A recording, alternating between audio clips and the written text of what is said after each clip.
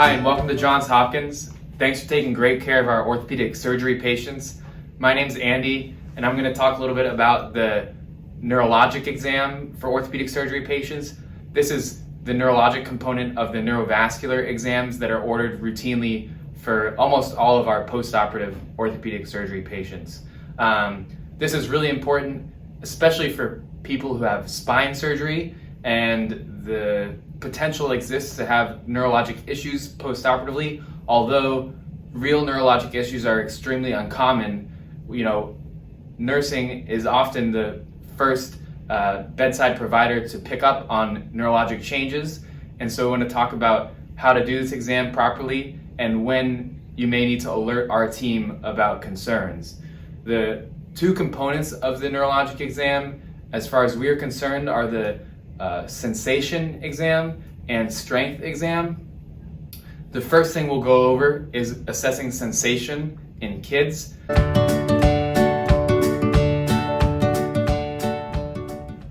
So for assessing sensation, it's first important to test sensation on bare skin. This is of particular importance in patients who might have a cast or a splint on, or surgical dressings or tape that may be obscuring the contact between your fingers and the patient's skin. For the arms, we like to start at the shoulders, down to the forearms, and then the backs and front of the hands.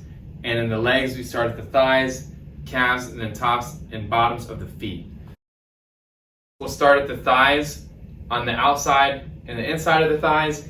Can you feel me touching you here? Yes. Does it feel the same on both sides? Yes. Can you feel me touching you here? Yes. Does it feel the same on both sides? Yes.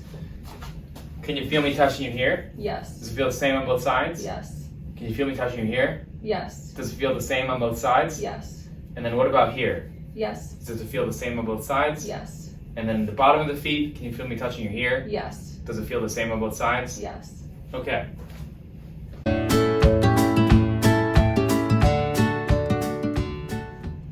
So the second part of the neurologic exam for orthopedic patients is testing strength. This is really important and can sometimes be challenging. It's also important that patients are awake and fully engaged in order to participate in this exam in the correct way. And when possible, it's important for patients' pain to be well controlled, because sometimes strength can have the appearance of being limited by pain when in fact there isn't real weakness. It just hurts to move that part of the patient's body. So you want to try and optimize all of these things. If there are any concerns about a new deficit or decreased strength in the upper or lower extremities, in particular a new difference in one side versus the other, it's important to notify one of our team members so that we can evaluate the patient and take additional measures if necessary for some new problem that may have arisen. In testing the strength in the arms, we're going to start with getting the patient to lift their elbows up. For kids, you can tell them to make a chicken wing. So can you lift your elbows up? Don't let me push down. All right, good. Now can you pull me towards you? So we're testing the person's bicep strength. And now can you push away from me? Good. Now we're testing their tricep strength. And now can you lift your wrists up like this? Don't let me pull them forward. Testing their forearms. And now can you grab both my fingers? Grab my fingers, testing their grip strength. And now can you spread your fingers out? Testing their intrinsic hand muscles. Good.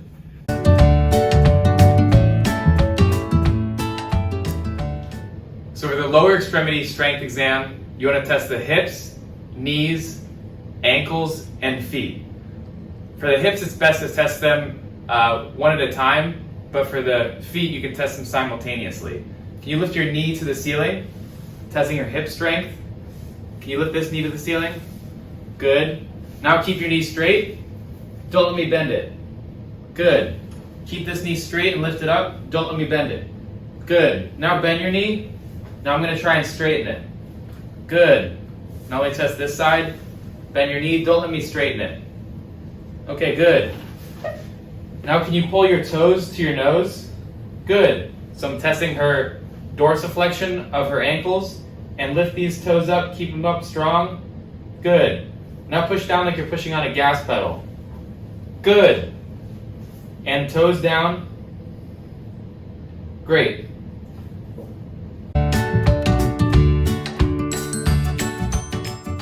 So now I'm going to show an example of patients having new numbness and some difficulties communicating that numbness. All right, can you feel me touching your legs on both sides? No. Can you feel me on this side? Yes. Can you feel me on this side? I don't think so. What about, can you feel me touching you here? Yes. Okay, but here feels different? It feels different. Can you feel me touching you at all? I don't know. Okay. But it definitely feels different than this side, right? Yes. Okay. So this is an example of a finding to be concerning, and it'd be good to notify the pediatric orthopedics team so that we can see if this is a change from previously or if there's any other testing that we need to do. So now I'm going to show an example of a patient who's having new weakness in her legs, and an example of a situation that would be important to alert our team about. All right, so can you lift your knee to the ceiling? Don't let me push it down. Good. Can you lift this knee to the ceiling? Don't let me push it down. Good. Can you try and bend this knee? Now kick me away. Good. Now don't let me take your knee away. Good. Can you do the same here? Lift your knee up. Try and kick me away. Good. Now bend your knee. Don't let me straighten it. Good. Can you lift this toe to your nose? No. Can you make sure you're fully awake? Come on, this is really important to try and do it. Can you lift your toe to your nose? No, I'm trying. Okay. Can you push my hand down? Okay. Good. Can you try and pull this toe to your nose? Good. Can you push down like you're pushing on a gas pedal? Good.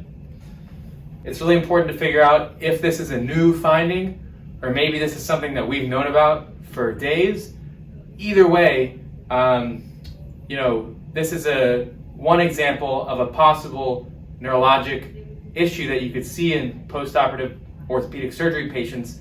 It would be important to possibly notify our team so we can do a quick workup if needed. Thank you again for watching this video, and thanks for taking care of our pediatric orthopedic surgery patients. As nurses, you're often the first at the bedside able to notice new neurologic changes, and when you perform neurologic assessments as part of the neurovascular checks that we order post-operatively, it's really important to be conscientious about new neurologic changes, and if they do occur, it's really important to notify our team as soon as possible so we can take additional measures if needed.